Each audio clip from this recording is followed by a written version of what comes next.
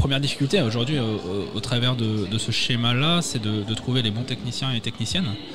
Donc le premier travail, c'est de recruter, de former, d'accompagner. C'est compliqué de recruter, de former des techniciens? Très compliqué. Très compliqué. Aujourd'hui, la maintenance cycle a certes ses premiers diplômes. On a des CQP cycle qui permettent d'avoir un socle de formation.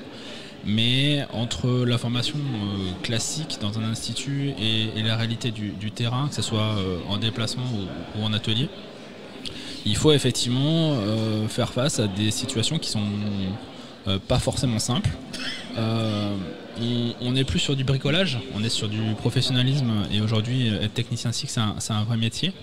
Donc Vélogic a effectivement créé cette année son campus. J'allais dire un institut de formation, un campus. Exactement, un institut de formation qui a une double fonction.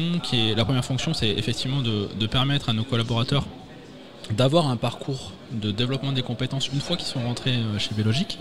Donc de continuer à se former régulièrement parce que les vélos évoluent. On a de l'électrification des vélos, on a de la connectivité sur les vélos. Maintenant c'est un petit peu plus compliqué. Exactement. Donc là, ce que l'on a connu, c'est simple, ce qu'on a connu avec les voitures dans les années 80, les motos dans les années 90-2000. Et ben aujourd'hui, arriver sur un vélo, ça veut dire se connecter parfois à son vélo.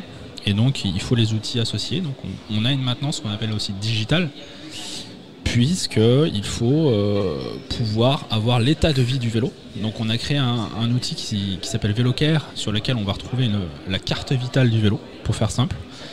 Et on a justement l'ensemble des éléments de maintenance qui ont été faits tout au cours de la vie du vélo.